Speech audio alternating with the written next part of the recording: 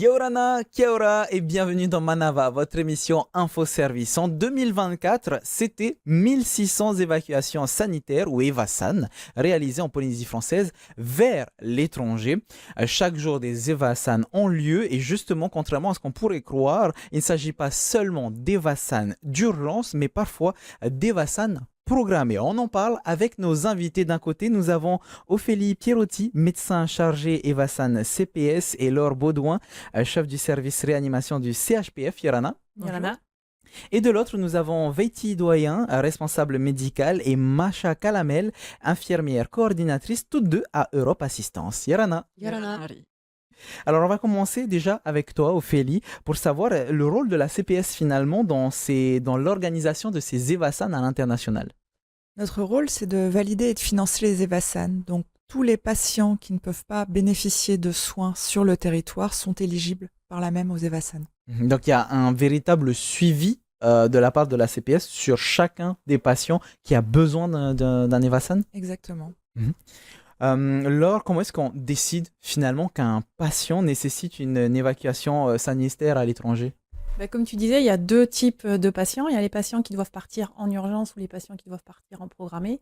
Et on fait partir des patients quand on n'a pas la structure sur le territoire pour les prendre en charge. Ou bien on n'a pas une spécialité médicale, on n'a pas un nombre suffisant de patients qu'on peut prendre en charge et on ne peut pas se permettre d'amener une technique sur place parce qu'on ne sera pas assez bon, donc on ne sera pas assez pertinent pour prendre en charge sur le territoire. Et puis après, on a des patients qui ont besoin d'un séjour très long avec des soins et un plateau technique très spécifique. Et donc ceux-là, on peut les envoyer en métropole ou ailleurs en fonction des possibilités qui s'offrent à nous. Et donc une EVASAN, c'est beaucoup plus compliqué que sur le papier. C'est tu montes dans l'avion, tu pars, tu fais soigner. C'est un petit peu plus complexe. Il y a une énorme organisation, une énorme machinerie derrière. Et même quand on parle d'EVASAN en urgence, il y a tout un temps de préparation qu'on fait très très vite, tous ensemble, mais qui est nécessaire. Justement, on va présenter Europe Assistance. Masha, est-ce que tu peux nous présenter cet organisme justement qui aide dans toutes ces EVASAN? Oui, avec plaisir. Donc Europe Assistance, anciennement appelée Europe Assistance Océanie et Polynésie française depuis 2 ans, est en place en Polynésie depuis 2003, est en convention avec la CPS depuis 2003 pour organiser les EVASAN internationales. Donc qui dit organisation EVASAN internationale dit plateau opérationnel qui est donc composé de 7 chargés d'assistance, de 3 médecins régulateurs, d'un directeur médical, d'une infirmière coordinatrice dont je suis, et donc tout cet ensemble en fait organise les EVASAN à partir du moment où on fait appel à nous pour l'organisation, donc une prescription du médecin au départ, qui arrive directement au niveau d'Europe Assistance, où là, nos médecins régulateurs étudient le cas, évidemment en collaboration avec le médecin prescripteur et le médecin de la CPS, et ensuite les chargés d'assistance qui font tout ce qu'on appelle l'opérationnel propre, direct, avec les compagnies aériennes, les réservations de billets, toute la logistique.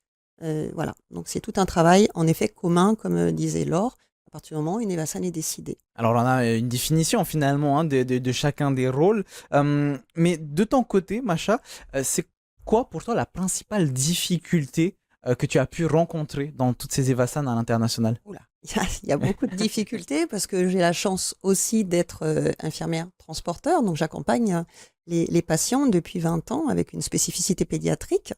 La problématique, nous, c'est suivre l'évolution aussi avec les compagnies aériennes. Il faut savoir qu'on a beaucoup de prérogatives par rapport aux avions, puisque nous sommes les seuls dans le monde, je le tiens à le souligner quand même, à faire 20 heures sur des avions de compagnies aériennes, à transporter des gens qui sont en urgence vitale, donc des cas réanimatoires, avec du matériel donc, qui est assez important pour ce genre de patients. Donc il faut en amont s'organiser avec les compagnies aériennes locales, on travaille avec les compagnies aériennes locales, pour s'entendre sur le matériel qui peut être mis dans les avions, parce que tout le matériel ne peut pas être mis dans l'avion, ça demande un agrément spécifique.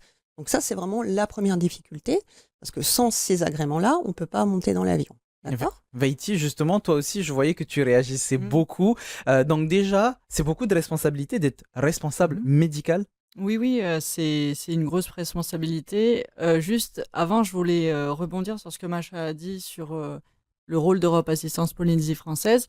On a une mission de service public. Oui. Donc on travaille en coopération avec la CPS, voilà, et une mission de santé publique pour permettre une continuité des soins des patients polynésiens. Donc, comme l'a dit Laure, ceux qui ne peuvent pas être traités localement. Mais c'est ce que je disais finalement, Voilà. beaucoup de responsabilités. Voilà, c'est ça. Et donc ensuite, au sein de Europe Assistance Polynésie française, responsable médical, c'est vraiment donc gérer les équipes médicales, gérer les EVASAN d'un point de vue médical. Donc voilà, grosse organisation aussi. Justement, rentrons ensemble dans les rouages de cette organisation en commençant déjà par les critères médicaux et administratifs, Ophélie, qu'il faut avoir, que vous prenez en compte, vous à la CPS, pour valider une EVASAN à l'international si besoin. Alors les critères médicaux, on en a parlé, hein, c'est Mhm. tout ce qui ne peut pas être réalisé sur le territoire par manque d'infrastructures, de moyens, etc. Donc finalement, ils sont assez simples. Les critères administratifs, il faut que les droits CPS du patient soient ouverts, que le passeport soit à jour et en cours, et qu'il y ait un visa. D'accord. Voilà. Il y a d'autres choses Voilà pour le programmer. En tout cas. Mhm. Ah, pour l'urgence, c'est différent? Alors pour l'urgence, il y a des petites spécificités au niveau des visas, mais je vais peut-être laisser mes collègues répondre. D'accord, je me tourne vers toi, Macha. Alors, pour l'urgence, en effet, donc on a ce qu'on appelle des passeports d'urgence. Il faut savoir que beaucoup de Polynésiens n'ont pas de passeport, et ça, c'est la première difficulté qu'on a, puisqu'on ne peut pas, vu qu'on transite pour la métropole par les États-Unis, il nous faut un passeport. Heureusement, on travaille vraiment très bien avec le Haut-Commissariat, qui nous permet d'avoir des passeports d'urgence. En 3 heures, on peut avoir un passeport d'urgence, hein, donc ça, c'est quand même vraiment une grande chance. Donc, on organise tout ça. Il faut savoir qu'à Europe Assistance, on s'occupe de la gestion des passeports. Donc, quand on a les patients au téléphone ou les familles, on leur explique qu'ils peuvent venir à Europe Assistance et il y aura quelqu'un qui va les accompagner pour créer le dossier passeport. Donc, ça, c'est dans l'urgence, c'est tout à fait possible de le faire. À côté de ça, comme disait Ophélie, il y a des visas. Donc, il faut savoir que le passeport d'urgence, c'est un passeport qui ne peut pas avoir un ESTA normal, comme nous tous on a. Donc, c'est aussi une demande de visa spécial qu'on fait aux États-Unis et on ne peut pas évidemment monter dans l'avion. Des fois, on a les accords juste 1 heure avant de monter dans l'avion. Hein. C'est l'urgence. Hein. On est vraiment en urgence et on y arrive. Pour la Nouvelle-Zélande, c'est pareil. On ne peut plus aller se faire soigner en Nouvelle-Zélande hein, parce qu'il y a 2 destinations, la métropole et la Nouvelle-Zélande. En Nouvelle-Zélande, pour aller là-bas, il faut un visa médical. Ce visa médical nécessite à peu près 5 à 6 semaines pour être accepté. Ça prend du temps, oui. Ça prend du temps. Si c'est du programmé, justement, notre rôle, c'est de pouvoir, avec les médecins prescripteurs, hein, de l'hôpital principalement, s'organiser avec eux pour que la demande se fasse vraiment longtemps à l'avance pour qu'on ait la possibilité.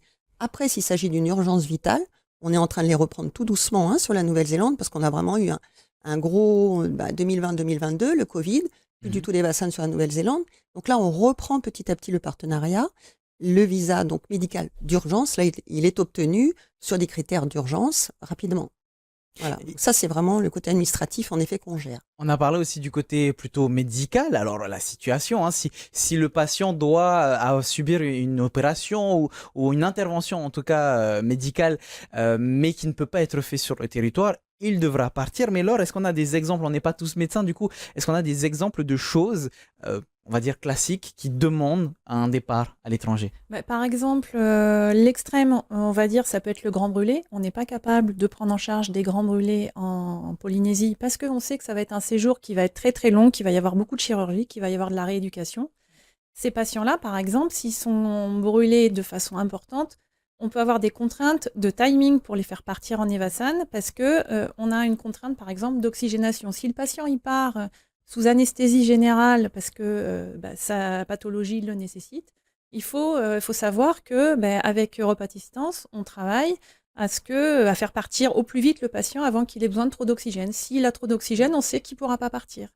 On a des patients qui peuvent être amenés à partir pour des pathologies bien précises au niveau cérébral, des ruptures d'anévrisme, où il faut de la radiologie interventionnelle qui est très précise. On ne peut pas le faire sur le territoire.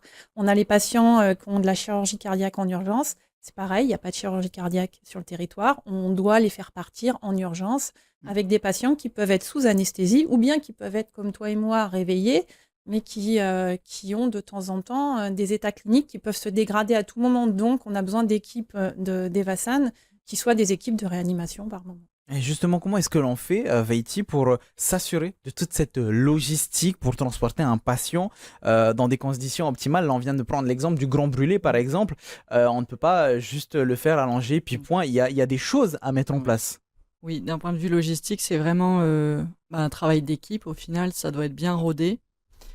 Pour Europe Assistance, en fait, on a une ligne directe, un numéro de téléphone qui est disponible H24, 7 jours sur 7, avec donc un plateau d'opération pareil disponible, un médecin régulateur disponible pour justement instruire le dossier, faire la régulation médicale. Et ensuite, donc, quand on organise le départ, tout va dépendre de l'état du patient. On va soit il faut qu'on contacte en fait les compagnies aériennes pour voir les disponibilités de vol. Il faut qu'on voit dans quel état part le patient, s'il est assis, s'il doit être en civière. Donc il faut préparer toute la logistique matérielle qui va avec. Trouver des transporteurs qui ont l'expertise pour transporter ce type de patient. Mais même là, par exemple, on parle d'avion. Oui.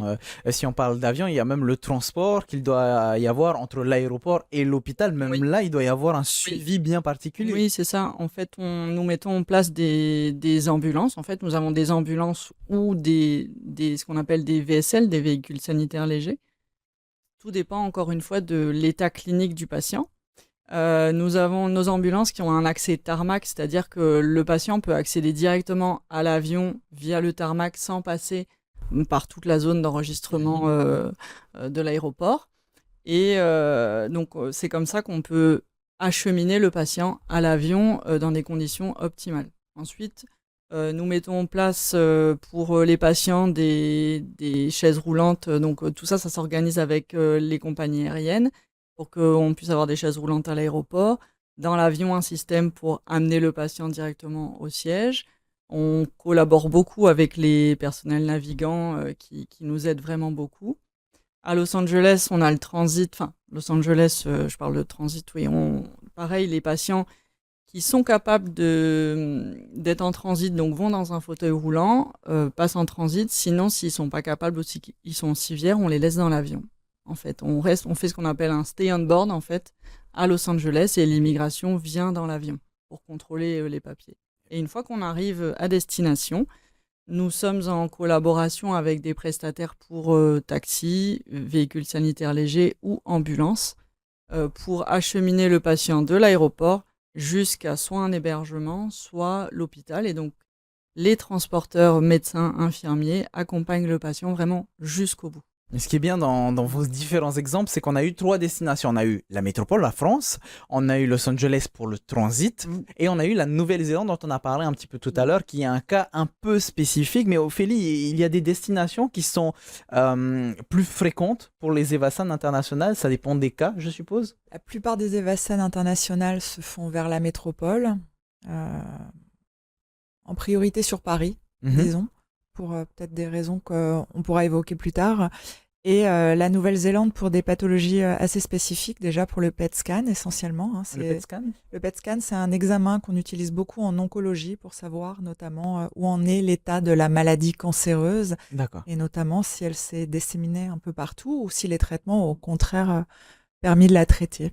Est-ce qu'il y a d'autres destinations un peu plus spécifiques? Alors, qu'on soit bien clair, on n'y va pas pour voyager, mais dans certains cas, on est obligé d'aller dans d'autres pays ou dans d'autres destinations. Non, il y a vraiment métropole et Nouvelle-Zélande. Pour la Nouvelle-Zélande, il y a aussi tout le cardiovasculaire et de l'enfant et un petit peu d'adultes, de plus en plus. Alors, une question qui va peut-être paraître bête, mais la Nouvelle-Zélande est à côté de l'Australie. Pourquoi pas l'Australie plutôt que la Nouvelle-Zélande? Pour le moment, il n'y a pas de convention, tout simplement, et pas d'accords qui ont été faits avec eux. D'accord, donc tout fonctionne sur des accords, comme tu viens de dire, des conventions. Donc, je dis une bêtise, c'est pas ce que je souhaite, mais si par exemple demain la Nouvelle-Zélande ne fait plus de convention, par exemple avec la Polynésie française, il va falloir trouver d'autres destinations, je suppose? Je pense que oui, le plus proche, toujours.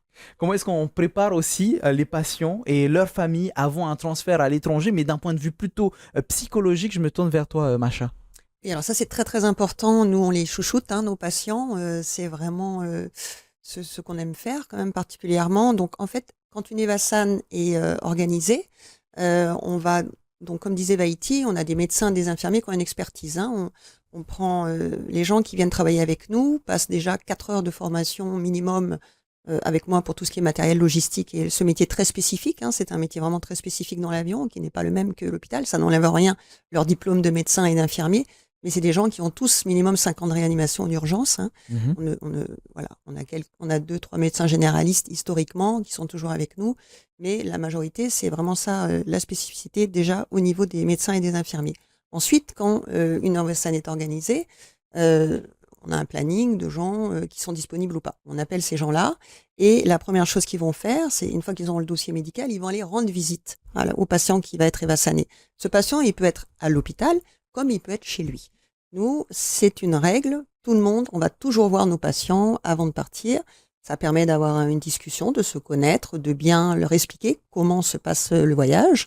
On leur dit bien que nous, on est transporteurs, donc on va s'occuper d'eux pendant tout le voyage, et qu'une fois qu'ils seront à Paris, le relais sera fait par la CPS et par les associations. Je tiens à parler des associations qui ont un rôle extrêmement important dans les Evassan, quand les gens sont sur place. Donc nous, on va tout leur expliquer, le fonctionnement et la logistique. La chaise roulante, si c'est la civière. Moi, j'aime bien montrer des photos, de manière à ce que les gens visualisent un petit peu ce qui se passe dans l'avion, parce qu'on ne voit pas forcément, surtout quand c'est des civières, quand les gens sont les carrés animatoires, intubés, ventilés.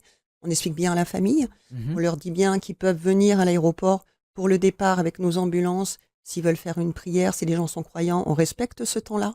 Donc tout ce côté-là, il est vraiment fait. Je veux vraiment parler d'une quelque chose qu'on a fait il y a 2 ans. Mais le bien au niveau de ton visage, Voilà, ça on le voit c'est bien. une petite BD que je voulais vraiment faire ça, puisque ça fait 20 ans que j'accompagne surtout les enfants en métropole et en Nouvelle-Zélande.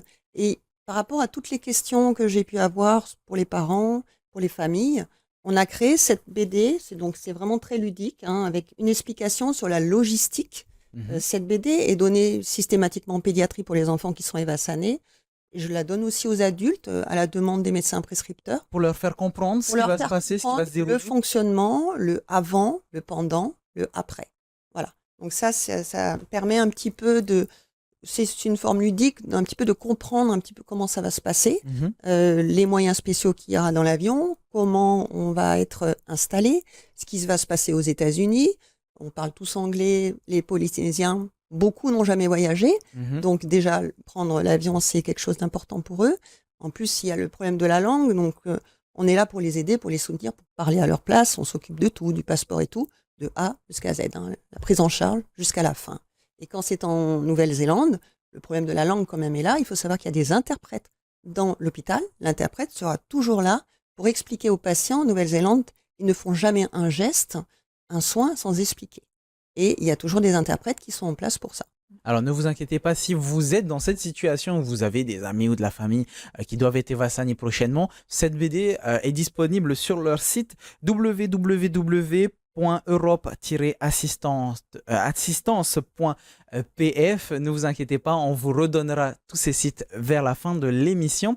Mais je reviens vers ce côté psychologique dont tu viens de nous parler, Macha. Alors c'est important pour les patients de pouvoir être accompagnés, suivis. C'est important de savoir où ils vont mettre les pieds, je dirais. Et donc, pour prendre l'exemple des brûlés, quand on travaillait avec la Nouvelle-Zélande, dans l'équipe des brûlés, on était plusieurs à être allés travailler avec l'équipe de Nouvelle-Zélande. Donc, quand on avait un patient en partance pour la Nouvelle-Zélande, on était capable de lui expliquer comment il allait être reçu, par quel médecin, par quelle infirmière, parce qu'on avait beaucoup d'échanges. Comme dit Macha, en Nouvelle-Zélande, ils ont un traducteur, donc on les rassurait en disant il y aura toujours un traducteur. Et le patient qui sait comment va se passer son Evassan et qui sait ce qu'il va trouver sur place, c'est quand même rassurant et ça permet d'être un peu moins réticent pour partir loin. Et les équipes quand on fait partir des patients, on a des ports d'attache, on va dire. On sait très bien vers quel service on va faire partir. La cardiologie, pour telle pathologie, ça peut être à Grenoble. Pour une autre pathologie, ça peut être à Toulouse. Et ça, les interlocuteurs se connaissent et peuvent donner des informations aux patients pour dire qu'est-ce qu'il va y avoir sur place aussi. Et ça, c'est très important, et pour les patients et pour les familles. C'est important, ce côté psychologique dont on parle depuis tout à l'heure. On n'arrive pas dans l'inconnu, en fait. Je vois que Vaïti, tu veux réagir? Je voulais juste dire qu'on essaye vraiment de dédramatiser ces situations qui peuvent être complexes pour le patient, pour les familles. Et donc, je pense que c'est avec tous ces outils qu'on a, tout le temps qu'on peut donner, on essaye de le faire en tout cas. C'est d'autant plus important que si on est en plein voyage, en plein vol, et qu'il y a une situation d'urgence, il faut pouvoir le gérer. Comment est-ce que vous faites pour ne pas stresser, pour ne pas paniquer? C'est pas le même cadre que dans un hôpital? On stresse forcément, ça c'est naturel. Après, c'est vrai que les transporteurs de Europe Assistance Polynésie française sont des personnes qui ont une expertise médicale dans le domaine des soins d'urgence, dans le domaine de l'anesthésie-réanimation. Nous avons aussi des médecins généralistes, nous avons des personnels qui ont une expertise dans la puériculture, la néonate. Et aussi, nous avons quelques transporteurs qui sont des sages-femmes. Donc, c'est vrai que grâce à tout ce savoir-faire, déjà, on a un bagage et on essaye d'utiliser notre savoir-être aussi pour, si on a une situation d'urgence, alors ça peut être de tout, ça peut être le stress du patient comme une complication médicale, et on essaye de rassurer, de guider. Et nous avons du matériel adapté aussi qui nous permet d'agir en fonction des urgences. Voilà. Donc, on est dans un milieu hostile. L'avion, c'est vraiment pas un milieu pas comme à la maison, portable. simplement. Ouais. On est souvent seul, sauf sur une civière où on est 2, mais on n'est pas dans des conditions favorables. Donc, on essaye de faire au mieux. On fait au mieux comme on peut pour justement apporter notre expertise à la situation. Mais tous ces déplacements, tout ce matériel, ces voyages, ça doit avoir un coût, Ophélie. Comment est-ce que finalement c'est financé, les coûts élevés de ces Evassan internationales? Par nous. Oui. Par nous. C'est vraiment l'affaire de tous. Les salariés cotisent. On peut le voir sur la fiche de paie. Il y a les cotisations salariales, il y a la CST, il y a les cotisations patronales. Voilà. On parle, pour qualifier la CPS, parfois d'assurance sociale, et je trouve que c'est un très bon terme. On cotise pour avoir justement une prise en charge adaptée, y compris pour pouvoir bénéficier des Evassan. C'est précieux, les pays n'ont pas tous ça. Oui. C'est fragile, le but c'est que ce système dure le plus longtemps possible. Donc voilà, c'est l'affaire de tous, vraiment. Est-ce que les gens justement se rendent compte de tout ce rouage qu'il y a en amont, toutes ces personnes qui sont mobilisées? Je sais pas quand on est chanceux si on sait qu'on l'est forcément. Ça répond tout simplement à la question. Voilà. Mais c'est important. Souvent, on s'en rend compte justement quand on appelle à l'aide et qu'il y a une main qui se tend en face. Ça serait peut-être un point à améliorer, peut-être se rendre compte de tout ce système pour plus prendre soin de soi, par exemple?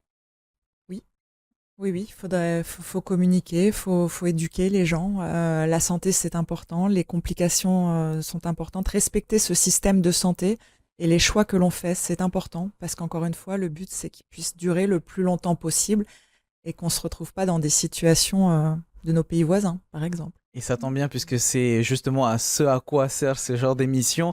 Justement pour terminer le processus, on a parlé de ce qui se passe en amont, ce qui se passe pendant l'Evassan. Est-ce qu'on peut parler du post-Evassan? Est-ce que ça y est, c'est fini, je vais mieux, j'ai été Evassan et je vais mieux, je me débrouille maintenant? Ou est-ce qu'il y a un suivi aussi de la part de la CPS pour revenir sur Tahiti? Là, de nouveau, on est plusieurs acteurs. En règle générale, Europe Assistance organise le retour logistique en avion. Moi, entre-temps, Europe Assistance aussi, on a les comptes rendus des patients pour savoir un petit peu ce qui s'est passé et quel est le projet de soins. Certains, via Europe Assistance, bien sûr, que ce soit médicalisé ou non, rentrent directement au domicile et reverront en fait a posteriori le médecin prescripteur de l'Evassan pour expliquer et puis pour que le suivi soit assuré. Et d'autres entreront en hospitalisation, généralement au CHPF, directement pour poursuivre les soins qui sont réalisables ici. Et justement, on termine avec le CHPF. Donc, ce retour, le patient revient dès qu'il est en meilleures conditions, seulement une fois rétabli. Je suppose que ça dépend, encore une fois, des cas, mais à partir du moment où tout a été bien suivi, ce qui est la plupart du temps le cas, ils reviennent sereins. Ils reviennent sereins, ils reviennent par moments avec encore des soins, parce que pour un brûlé, il peut rester encore des cicatrices qui vont travailler ou des petites plaies qui restent et qu'on va prendre en charge.